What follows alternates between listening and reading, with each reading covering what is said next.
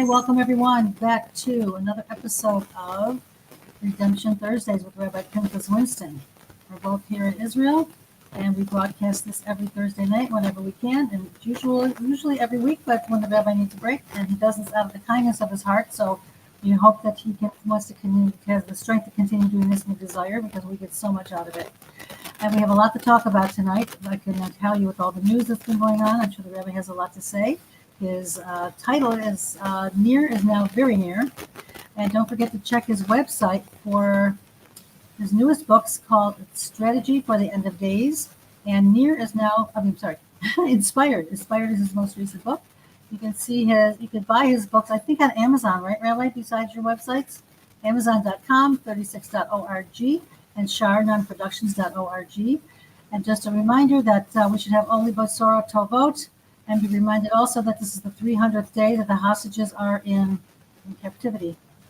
So without further ado, Rabbi, please help us out and explain how we can cope with this time period and give us some great Torah, as you usually do. Thanks. Right, the main focus is not usually what people think that it is. Most of the time, we get very distracted. We get pulled away because life itself, anyhow, is extremely distracting.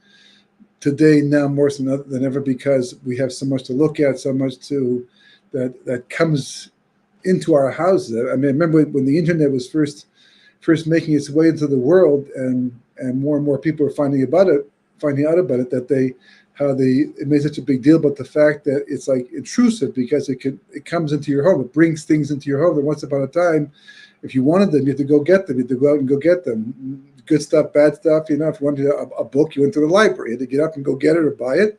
It wasn't even really buying it on Amazon yet so much. But then more and more that became a possibility. And also the bad stuff, the things that once upon a time the people had to go someplace else to find, now it comes right into their home. And not just that, but one of the discussions about whether or not there's a concept today of tinik v'nishpat. Literally, it means like a captured child. Tinuk is a child, and nishpa means that they've been taken prisoner, and it's a halachic reality about in terms of responsibility. For example, if somebody, unfortunately, some child it used to happen a lot because of kidnappings, and during World War II, because to save Jewish children, they often gave them to Gentiles to pretend that they were not Jewish for the time being, and hopefully they would get them after the war. But a lot of times those children were raised as Gentiles, and they didn't even know they were Jewish. They didn't know about their Jewish origin necessarily, so they grew up thinking that they were Gentile, and were raised that way. And then one day they find out differently. So after World War II, for example, when rabbis went around to different communities and to churches, and they tried to identify children that might have been Jewish, and to recover them and bring them back at least either to their families or just Jewish families in general. And it was shocking to find, most of them were probably very young and very small, but for those who are a little bit older, it's probably shocking to find out that they were Jewish. For someone to find that years later that they were Jewish and didn't know that, and all of a sudden they're confronted with the obligation of having to keep halacha. So the question is whether or not that they're responsible for all the averas, all the sins that they technically did, until they found out that they were Jewish. Now, obviously, they can't be held responsible. So it was called Tinif V'Nishpa, meaning that they didn't know they were Jewish, although the Rambam does talk about this and say some interesting things, but that's another discussion. But in general, basically, they had no culpability because God doesn't hold you responsible for things you cannot know. You cannot be held responsible for things that you didn't do if you weren't aware of them. If you were sloppy and you were lazy and didn't make an effort to learn them, so that's a different story. But if, in this case, they were Tinif V'Nishpa. So the halacha had, even wider ramifications for a while, meaning that even if someone knew they were Jewish, they were born Jewish, they were raised in a Jewish family, and they knew they were Jewish, but their education was faulty. Either they were raised with the consciousness that Torah was not from God at Mount Sinai, that Judaism was only just another religion, it was nothing special, nothing to, and that the Orthodox Jews were just making it up as they went along, or just following some old tradition that wasn't based on anything divine, and they live this way. A lot of Israelis grow up this way. That's what their education is. That Judaism is not real. So and they, it's not just say we know it's real, but we're going to rebel. Like once upon happened back at the time of Tanakh and the prophets, where they did know that God was real and the Torah was true, but they still rebelled. Anyhow, that's full culpability. But in this case, they didn't know how to know that it was true or not. So therefore, if they all of a sudden one day woke up and realized for whatever reason that Torah was in fact true and that they should be living by it, and they turned around and became Bali Tshuva, so were they responsible for their previous sins? So for a while, it was also called Tinik V'Nishba because it was very distant reality from them to know that it was real given their education. And it wasn't like you could just walk into an outreach center in the 60s and the 50s and even maybe for the most part the 70s, and even if you did, it had kind of a cult-like reputation, so people didn't go in, or they were embarrassed to go in. They just didn't want to be caught dead or alive being seen going to some Orthodox institution, Reform, conservative maybe perhaps, but not Orthodox, so they stayed away. It was very hard to get people to come in. They were intimidated. And then came the internet. And the internet meant that basically you could now do your research from the comfort of your office, from your living room. You could do it in private. No one had to know what you were looking at necessarily, and therefore you could access information about how do we know that Torah is from God at Mount Sinai on your own, without any embarrassment, without any obligation, and for free for the most part. The internet is still quite inexpensive given what you can do with it. You can order books on Amazon and other places online that come right to your door from a courier service. No one has to see what's inside the box, right? So that kind of, already by the 70s even, Rav Moshe brought this up, and he didn't even live to see the internet. But certainly by the 80s and 90s, when this was the case, the excuse not to know the truth kind of disappeared, meaning that a person really, the only reason why they weren't knowing the truth was not because it wasn't available. It was more available probably than a long time for thousands of years, but it's because they chose not to go seek it out, not to ask the question, not to find it out. So because of that, for that reason, it almost becomes difficult, if not impossible today halakhically, for a person to fall into this category, Tinik V'Nishba, which means that a person who's living without Torah and doing their own thing, thinking that they're okay, it doesn't pater them, doesn't free them from their culpability that they have to answer to at some point in the future. So, everything is changed dramatically as a result of that, and the whole world has changed. And I don't even remember why I brought this point up in the first place, quite frankly. But back to the main point that I wanted to discuss. Lost my train of thought there. The main point was an idea that came up today. Actually, it was not so much. It's all tied in together. Oh, because we're talking about what to know, what to do today, and how to function, and how to respond to the situation. How most people today, they don't necessarily know what what they think is the proper response. How they're supposed to live with what's going on right now is not usually what it is. And I get to what I mean by that, through this point. We spoke last week about how Pinchas became Eliyahu. I didn't go into full detail. It's in Shar HaGilgulim, the Gate of Reincarnation, which you can now find also as an English translation, not just now, but a couple of versions of it. But it is now also in English. It goes in detail. Very, very fascinating information about how the whole thing happens. It involves Gilgulim. It involves reincarnation. But the main question, the main point that we dealt with last week was, why is it that Pinchas, of all people, merited to become Eliyahu, to morph into Eliyahu? There are other great people in history. Why did not Moshe Rabbeinu?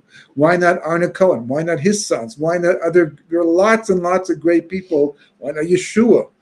Right? There's all kinds of great people within history, and they all could have played that role. But if you stand back, and they all play important roles, they do play that role to some degree. And we mentioned how a person who takes on a specific type of role can actually have, in a sense, sparks of Eliyahu inside of him, or them, or her, whatever, and function in that role. But in the Chumash, in Tanakh, there's only really one, maybe two, episodes of what we would call kanos, which is zealousness on behalf of God that we know about, that we focus on. I mean, there were lots of zealous for God that we don't know about, who did tremendous acts, even in World War II, during the Holocaust. There were lots of people who zealously avenged God to whatever degree they can. But the most famous of all of them, really two are the most famous, but they're really done by the same person.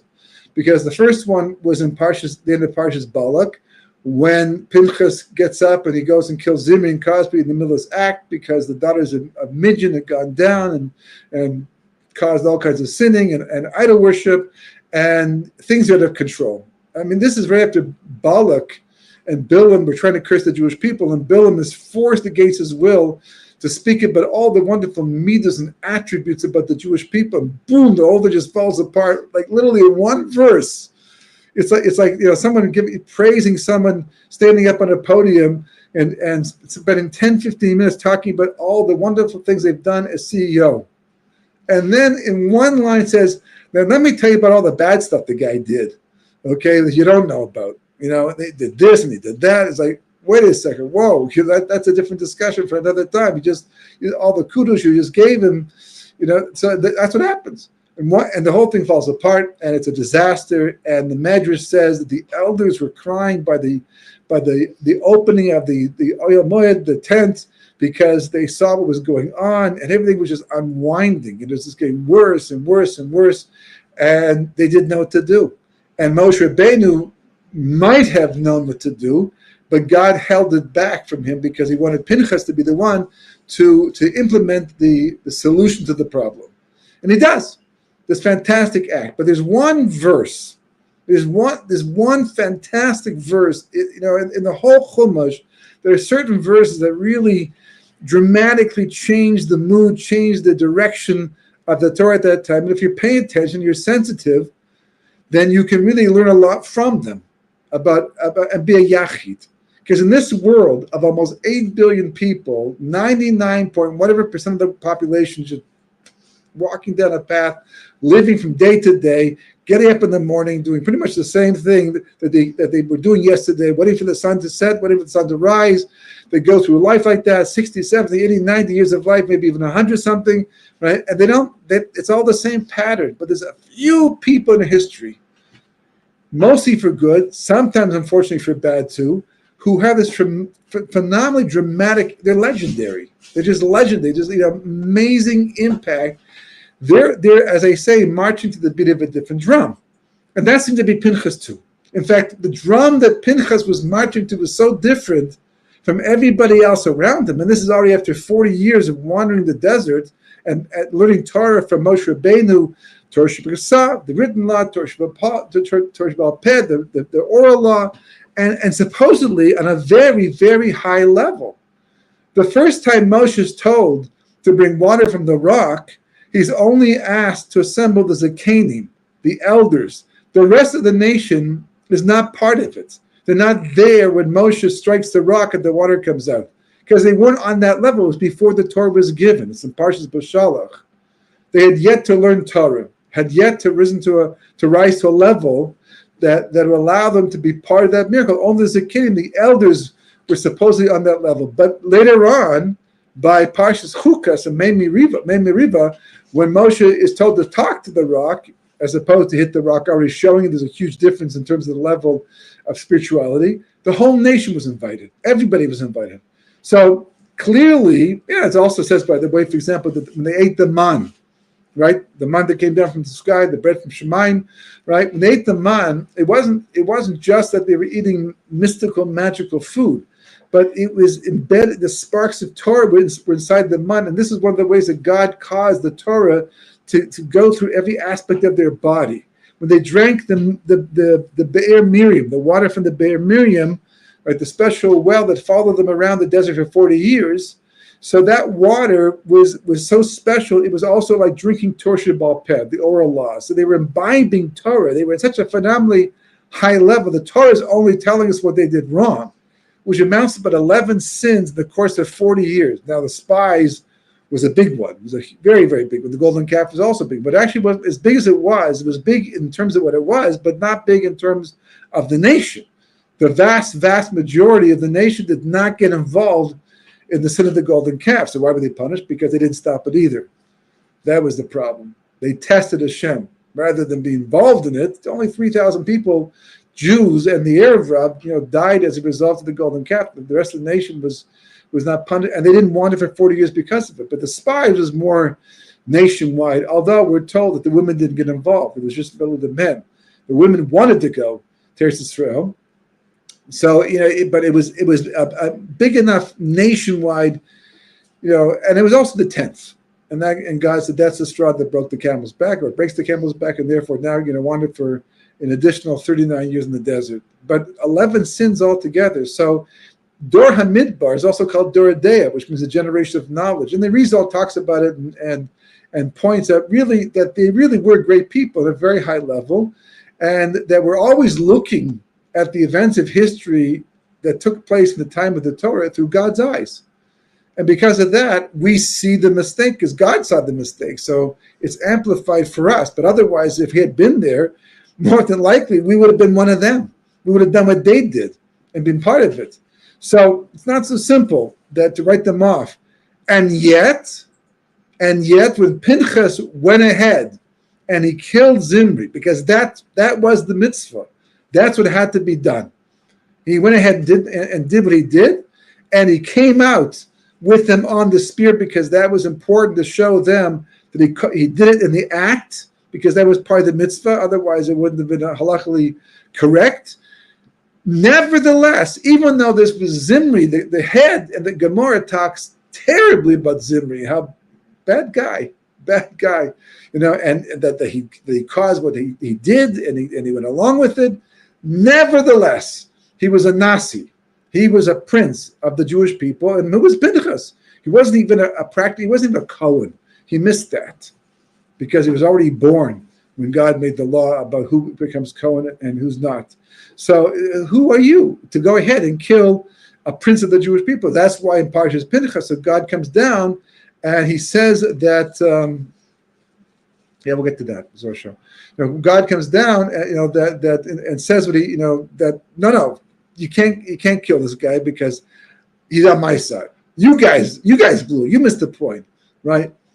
But I'm telling you right now that not only did he get it right, I mean he gets it. You don't get it. You allowed this to happen. You got involved. The tribe of Shimon, you actually fermented this sin and caused it to grow and become bigger, and everybody, 176,000 people fell to avodah zarah, to idol worship. Is absolutely remarkable, and it's only because once Pinchas came along and did what he did, they stopped it, and yet they still wanted to kill him. Absolutely mind-boggling if you think about it and appreciate what it means, what the understanding of it is. So God comes in and says, no, you're all wrong. He's right. He is so right that I'm going to make him a Kohen. He wasn't a Kohen, now he's a Kohen. And not as a Kohen, him and his seed after him are going to be Kohanim. And not just that, but it's not spoken about there. We only find out through Kabbalah that he's even merited to become Eliyahu, the one who announces the arrival of Mashiach and the final redemption. And we spoke about the 5 vavs from last week's parsha, which we touched on basically. But now this is really the conclusion to all of that, and why it's so important. Because listen, you can talk about you go to the Beis Medrash. A war is raging. In the world during World War II. People learn Gemara. They're sitting in a Beis Medrash as long as they possibly can to learn, because Torah, doesn't make a difference. It's schar, reward the world to come. But so often the Torah world seems kind of out of sync with what's going on in the rest of the world. It's not really out of sync. It just seems that way. If you're somebody on the outside looking in, and you're the one watching the news, and you're the one who's a participant in that outside world, then it looks out of sync. But the reality is that's the real reality. I mean, it's you open the Zohar, if you happen to do a thing like that, right? And not everyone can, right? You open the Zohar and you look at Idra Rabbah and Idra Zuta and Sifrit Snusa. These names mean nothing to most people because they don't even know where they are, what they come, what they stand for, right? But these are literally the manuals that describe everything that exists and how they came to exist and how they continue to exist and why there's good and why there's evil and why I can do this and why I can't do that. It's all, that's it, right? So that Torah that looks out of sync, okay, it just makes it look as if, that it's because the person who's looking in can't see. It's like someone, reading a book of quantum mechanics. It's just a bunch of equations, right? And the guy says, what are you doing? What are you reading that for? Why don't you go get a job and do something meaningful, like contribute to the world? And the physicist turned around and said, you understand, what I'm working on here is the reason why you have running shoes and you have clothing and you have food and when you get up in the morning, go to bed at nighttime. Everything that you do in the course of your life is based upon quantum mechanics, based upon physics. You may not see how and why, whatever, but it is. And if you stop me from doing this just because this doesn't make sense to you, you're going to find your world falling apart in the end. All the technology you enjoy begins with this.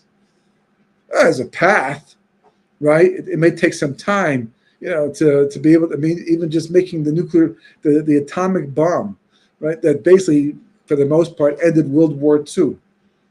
And almost started World War III, right? But ended World War II.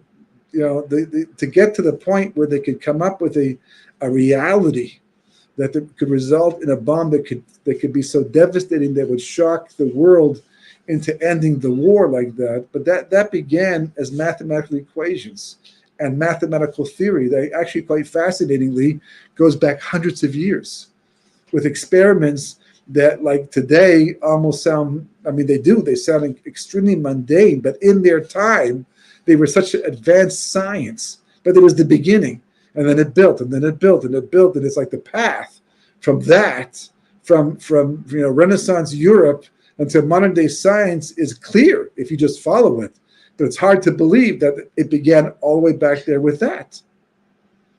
And this is God's world. He made this world. He runs this world. This whole world exists inside of him. It doesn't make a difference that people are atheists or call themselves atheists or call themselves agnostics and all that. They can call themselves whatever they want. They can delude. What part of being human is you can live in an illusion. You can delude yourself into believing something that you see something that you don't really see. And it's all within God. It's all his rules. Everything is following every last thing that happens, every last second, from the most understandable to the most not understandable, to the most acceptable, to the most rejection of the most disgusting thing that we could possibly imagine that we would never put into creation if it was up to us. It's all from God. It's all from God. And when a person understands that, right, and sees the path and how you can't just, you got to take the time. You got to take the time. Some people try and shorten that path, but there really are no shortcuts. Just speaking from personal experience, after looking for shortcuts, they don't exist. The same way, for example, you rarely, unless you're a natural genius, someone who's just one of those special minds that just grasp things very, very quickly, but that's the rare person. That's the rare individual. The rest of us have to build, and as you accumulate that knowledge and you build that knowledge, eventually what happens is the picture starts to become clearer, but everyone else around you stagnates. They don't see what's going on. They don't see what's growing.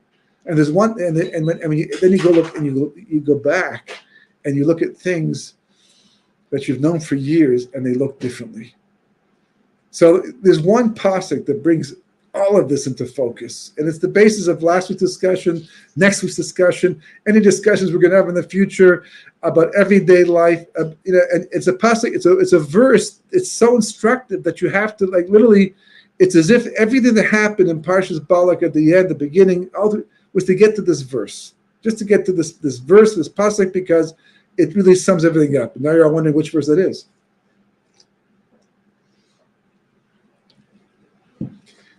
It says, Vayar Pinchas ben Elazar ben Aaron Cohen. Already off the bat, we have a question, right? Why do I have to know his lineage? Okay, his father. Everybody is known those days. That's their last name. He was Pinchas ben Elazar. If you know he's Pinchas ben Elazar, you know he's also Pinchas ben Elazar ben Arna Cohen. You know his grandfather is Arna Cohen. You know that. Why is it pasuk at this point? If you're talking about yichus, like in Parshas Ve'era, right, or other places where the Torah tries to tell us who came from where, I understand they might put it in there. You don't really have to, but you might put it in there. But not here. This is an action movie. This is something going on over here. It's like, you don't take the time here to go into all that detail. Why did you have to add the words Ben Arna Cohen? That's question number one.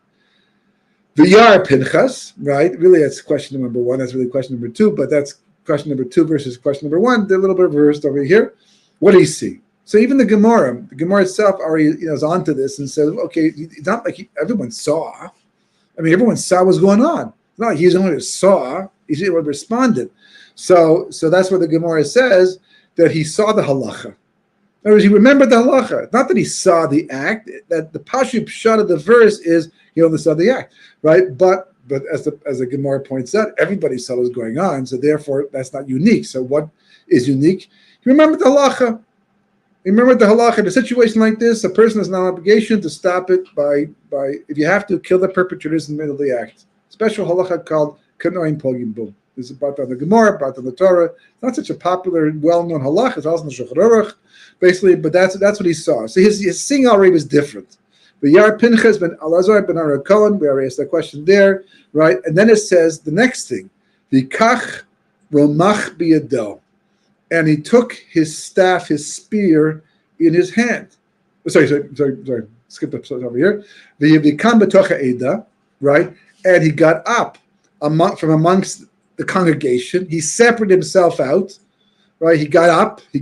I mean, was he sitting down? He was lying down. Obviously, he got up, or getting up is more of a metaphor, meaning that he was already standing up, but he got up, meaning that he stood out. He made a move to do something about it. He wasn't frozen like everybody else, or not caring like other people. He made movement to do something about it. He responded to the situation. That's getting up to do something, right? Then it says v'kach romach biyado. And then the last part is he took his spear in his hand. So three things happened: v'yara, v'yakam, v'yikach. Right now, romach means a spear, but as the Maharal points out, it also is the number of, first of all, limbs in the body. Right, we have 365 tendons apparently. I don't know if medically it's 100% true, but that's what the Gemara, that's what the Torah looks at. The Kabbalah looks at it, and 248 limbs. And the 365 tendons, they correspond to 365 solar days of the year, and the number of negative mitzvahs that we have in the Torah. And the 248 corresponds to the limbs and the positive mitzvahs. And the Maharal explains that the reason why the negative mitzvahs correspond to the days of the year is because that's creation. And the main point of the negative mitzvahs is just don't destroy creation. Sit on your hands. Adam HaRishon, if he sat on his hands for 3 Gan Eden hours until Shabbos, he did nothing, but just sat there and waited until Shabbos came in, we would need to share, and all of us, if we're here today, would be in Gan Eden. It's because he did something. He broke a negative command. He got up and did something he shouldn't have done, and that destroyed creation. And as a result of that, exile for thousands of years. So the 365 negative mitzvahs, they come to tell you, don't destroy the world, right? But the 248 mitzvahs correspond to the limbs of the body because that's what you need to get up and do something. So you have to be inspired for that.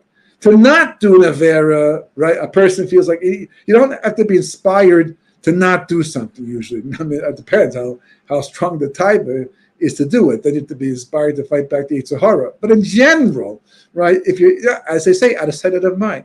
But to actually get up and do something, to rise up and break the momentum, and or to create momentum, and accomplish something meaningful. That takes inspiration. And so that's meaning that Pinchas found that inspiration. He was inspired. He got up and he responded to the situation, right? And as a result of that put him in a specific position. Because the Gemara says that 6 miracles had to happen for Pinchas to be successful. In other words, b'derech teva, naturally speaking, b'derech teva, Pinchas should have died. He would have gone to Shemayim, just like Avraham Avinu was supposed to die in Ur Kasdim. He should have burned up in the furnace, because naturally speaking, without a miracle, that's what would have happened. Doesn't mean he didn't do the right thing. Doesn't mean that he's not getting rewarded unbelievably for it. But it means the rest of the world won't have any more Avraham Avinu. Pinchas also. So he died in the process. But he would have been a hero in God's eyes.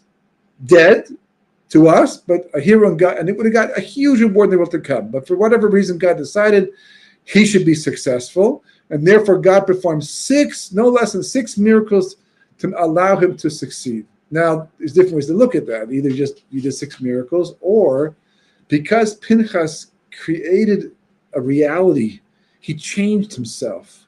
He transformed himself.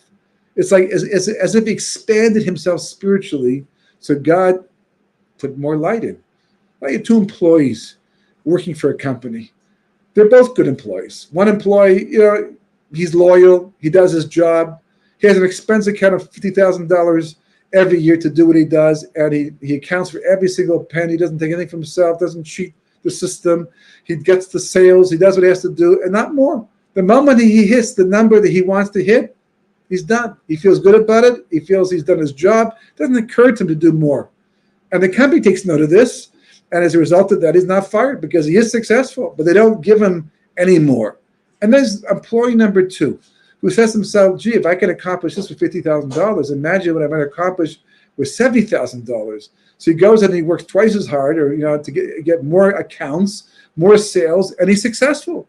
And the management says, wow, you did all that with $50,000. We'd like to see what you do with $70,000. They give him more money, to see what he can accomplish for the business with the extra money in the end.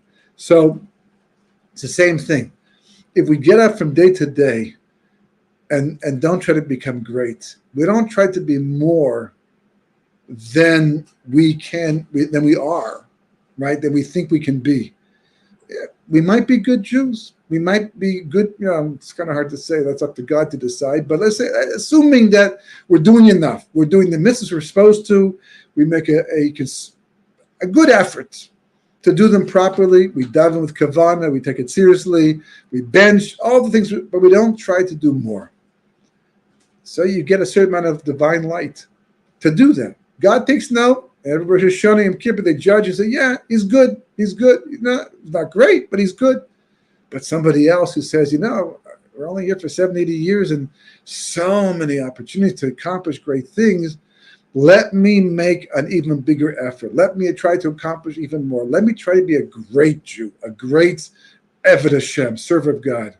Then God says, well, if you're going to take that extra step, then allow me to help you. Let me to open the door for you. Allow me to give you more shefa. Allow me to expand your account so that you can accomplish a lot more. And that's what happened to Pinchas. That's why Pinchas merited to become Eliyahu, because Pinchas acted like Eliyahu. It wasn't that he just became Eliyahu. He acted like Eliyahu by doing what he did, because he went out and he brought redemption. By doing what he did, by sacrificing himself, by putting himself on the line to save the relationship between God and the Jewish people, by rectifying the Avera, by stopping the Chet from happening the way it was happening, so that everything could be restored, he was, in fact, acting like Eliyahu at that time. So the Kosh Baruch Hu said, well, if you're going to be like Eliyahu, by connecting Shemayim Va'aretz, right? From top to bottom. So then, why not be him? So as a result of that, God gave him extra souls. He had his soul, and he had the soul of Eliyahu Tishbi and Eliyahu Giladi, and he became Eliyahu. It took hundreds of years before the metamorphosis was complete, but it became that in the end. Now, I'm not going to go into all details right now. It takes too long, because we'll also answer the question that was asked by my good friend Steve Weiser. Steve's watching this evening, right? That how does it play out in terms of everyday history was going right now? So, it was quite a pretty active week. The fact that the Israelis were bold enough to go ahead and take these huge risks, not just in terms of carrying them out, which is remarkable in itself, right? But in terms of the potential consequences, like how you don't just do these things just walk away from it. There are hashachot, right? As they say, there are consequences, and as a result of that, airlines have canceled flights, and the Jewish people have been put on alert in Eretz Yisrael because we don't know what they plan to do, and they know that they take this all into account. And you watch the news, and everything we hear is coming through the mouths of people who have no idea of anything I just spoke about. They have no idea, like their whole world is the one that they were born into and raised. These people went to public school and to high school and to university, to college, and they learned the laws of history based upon Rousseau and Plato and whatever, that's their worldview, that's their mabat. And so many are not, they might be traditional, they might believe in God, not believe in God, have an interesting version of God, etc. But they don't understand the mechanics of what's going on. And they're reporting it, and even people who's supposed to be in a higher level and know better are listening to this, not knowing that they're being mushpa, being affected. It affects the way you think. Once upon a time, tzaddikim wouldn't even look into the face of a Russia. When photographs came out, they wouldn't look at the picture. They knew it was only a picture, but they also understood the mechanics of the spiritual world, how we get affected. Elisha ben Abu Acher, the quintessential heretic. So many people, great people, good people, we're always being affected by the world around us. We take it for granted because we cannot see the spiritual world. We can't see it. We just find ourselves affected by it. Physical, right? You go outside and all of a sudden you feel the heat of the sun. It's really strong. You can feel that. You can't look at it. You can't see the sunrise per se, but you can feel it. Your senses pick it up. So therefore, you have to act accordingly. You may put on sun lotion. You might stay in the house. There's severe weather warnings to keep. But the spiritual world can be extremely dangerous, and people don't even know about it. And the biggest danger of all is how, basically, in the analogy that always, Amalek pulls people out of the clouds of glory that protect the Jewish people. Today, the clouds are that Torah world that people think is out of step with reality. The most amazing thing is, it's mind-blowing. That's the real reality. That's God's reality. That's, God learns Torah every single day, the Gemara says. We're not making this up. That's our tradition.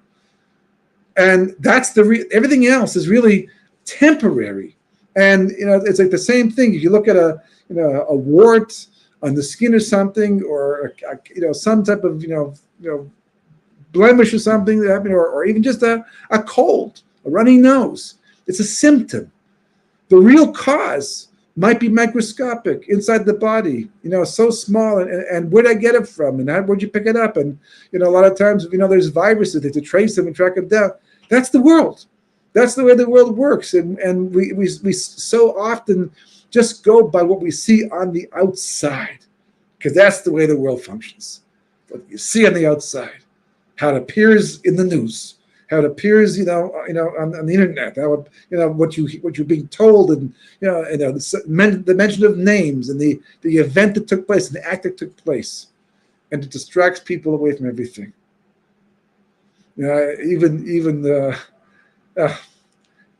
don't really have time to do it right now. But an interesting example, just even for my own self, my personal situation, that just something this week that I had an insight about life in general that came to mind. I didn't even realize until now, after all these years, how easy it is to be distracted by something and think that you're not being, but it's really because that's how the Sitra Achra works. Because that's the bottom line over here. The force is at play. You open the book of Job. It's real. Some say that Eob didn't exist. We hold that he did. You open the book of, and the Moshe wrote it. You open the book of Job, right? Eob is his Hebrew name. And this discussion is between God and the Sitra Achra. Is it real, not real? It doesn't make a difference. There's a force of good and there's a force of evil in creation. Eventually the force of evil will disappear, but it's there. We have free will. We're making choices.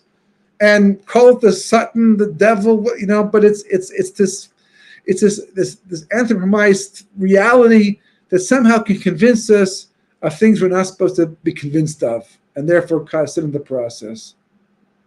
And it's constantly wearing us away, keeping us distracted so that we miss the real opportunity of life. We are at the end. We're at the end. I mean, who am I to say, right? Lots of people other than me are saying it today.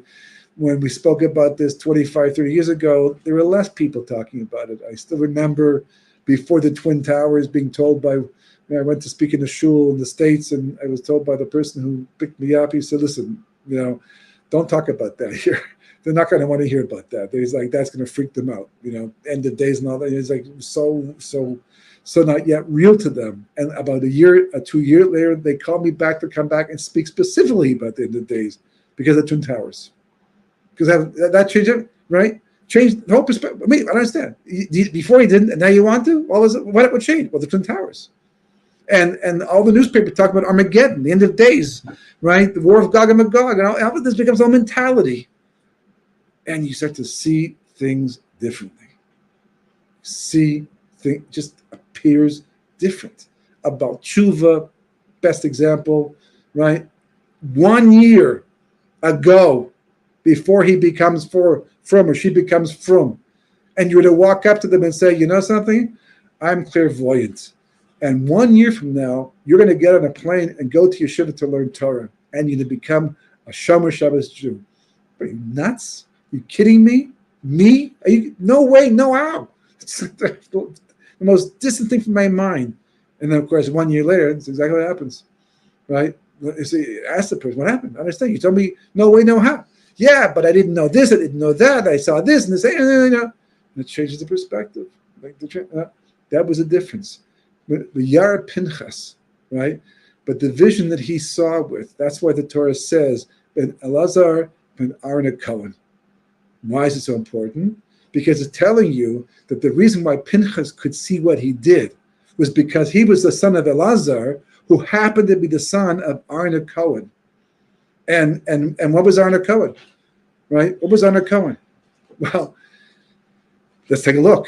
Right? He was Eliyahu in his own way. Where do we see this? Because at Mount Sinai, when the Jewish people they want to build a golden calf. Moshe's on top of the mountain, right? And they want to build a golden calf. And really, Aaron should say, no, you can't. It's wrong. And if they kill him, they already killed Hur, right? His nephew, right? They already killed Hur, right? And if they're going to kill him too, that's what he should. He didn't do that. Why didn't he do that? He knew that by not stopping them, by allowing them to, he had no plans to build a golden calf, but he was buying time. He was trying to slow them down, and to keep them from carrying out what they were going to do. So as a result of that, he pretended as if he was on their side. And what happened instead was Moshe comes down and says, "Why did you stop them?" Right? And he explains, because Mount Sinai, while you were on it, and Moshe knew this, but Aaron pointed out, while you were on it, had the status of the Temple Mount, as if there was a temple there and it was a Temple Mount.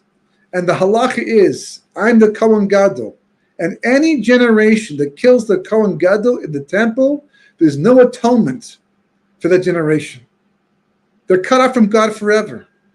So to avoid them from being cut off from God forever, I was prepared to sacrifice myself in this world and the next world to save the people, to reconnect them to God, to keep them connected to God.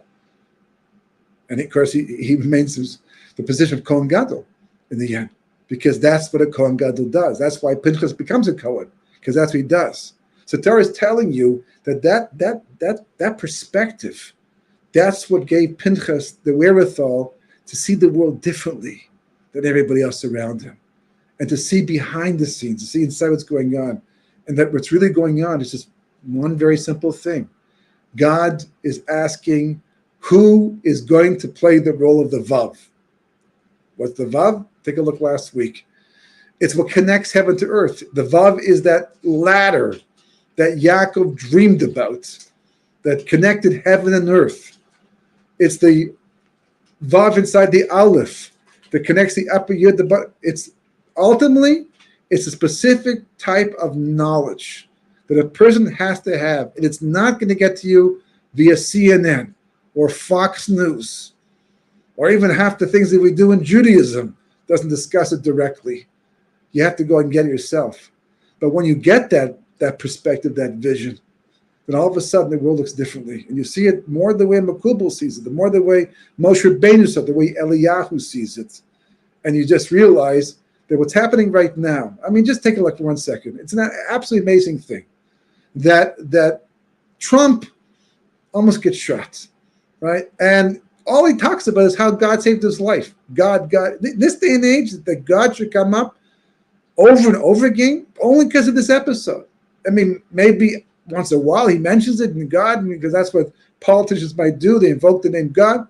But here he's forced because of the situation. And they bring on someone onto Fox News to talk about the situation. And he says Elohim must have been looking down that day.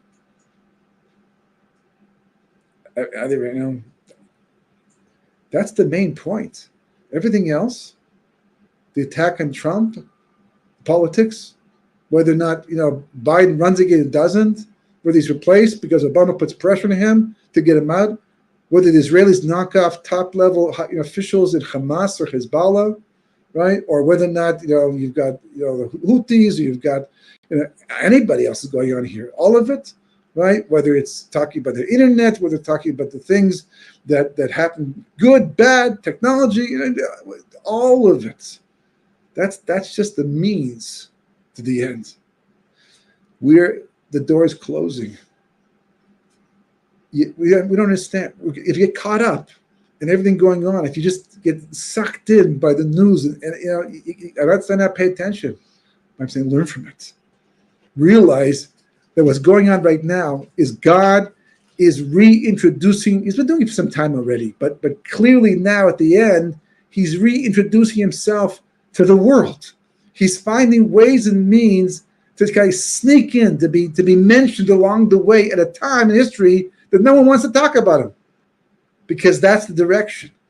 To be caught up in everything, to have extra fear, to worry about the situation, to be concerned like everybody else is concerned. Airlines shut down their flights because they're concerned, and probably their passengers, their pilots or their steward, the people that work for them, they want to fly here because they're worried about the danger, because they look at the world the way that the average person looks at the world. But that's not the way we're supposed to look at the world. Everybody in the Jewish people, at least those who are aware, those who are paying attention, have an opportunity to be Eliyahu in their own way, in their own time. Not the Eliyahu Navi. He's a Navi. He'll come and he'll do his job. But everybody has an opportunity to play, just like Pinchas did, to play a role. You have to, whatever you're looking at, whatever you're listening to, whatever you're paying attention to, take the time. Forget about the details, the news and all that. Don't look at the way the rest of the world. Instead, ask yourself, how is God reintroducing himself to mankind through this? Or, what could this lead to where he will do that? Because that is the opportunity of the day. Every generation has its own opportunity to either recover halachas or to play a certain role. God says, who wants to join? Who wants to play that role?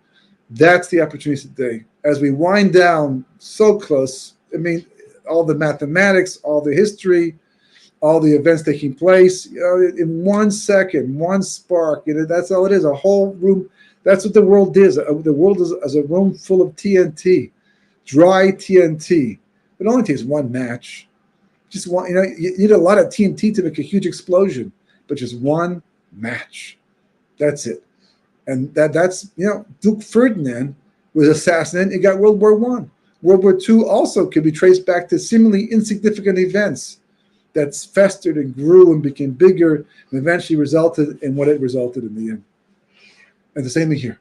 The small things, these events, they can trigger huge things, but they're only taking place to give the Jewish people at the end of history the opportunity to play the role of the Vav, to be in that position like Eliyahu, to play that role. right? And either people get sucked up by what's going on and blinded by distracted and pulled into it, worried and concerned and look at history like everybody else, or they rise above it. And they realize there's an opportunity to be able to see past it all and live in a much higher level of reality. And as Zohar points out, when you do that, you actually get the schus not only to have huge miracles happen in your life, for God to help you to accomplish even greater things than you could on your own, but you can actually rise above all the bad going on around you. And there's nothing wrong with that. That's a good thing in the end. Okay. Shabbat shalom. Rabbi, that was brilliant. And to be the Vav, also to rise above and not let all the stuff bog us down. I feel like I'm learning from you and others that I've been trying to conduct myself this way. And I'm one of the few people in my circles who is not freaking out because I feel like I refuse. I mean, I refuse, number one, but I'm also very busy doing a lot of chesed projects and so on, taking care of the family also. But I feel like I can't worry about all the shtiot that goes on in the news.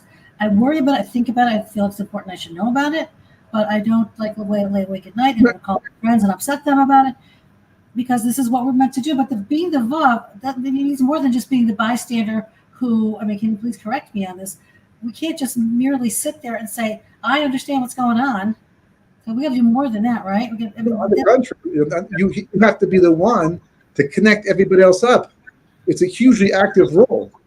Okay. It's not a bystander role at all whatsoever, right? And whatever capacity a person finds himself doing it, but that's even someone who consoles somebody who's having a difficult time with the situation and somehow allowing them to see rise above it and to see the bigger picture, in all of it. That's doing that too.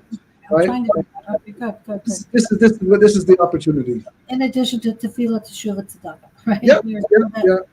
Stuff that's always been there for us. Okay. Yes. Wow, Rabbi, that was amazing. And everybody, please watch your replays if you want to hear all of this again. And please share this with your friends. Have a wonderful Shabbat. Love to our soldiers. They should be safe. And the ones that are injured should be healed. And the hostages should be released soon. Have a Shabbat Shalom, everybody. Good Shabbos. Thanks, Rabbi.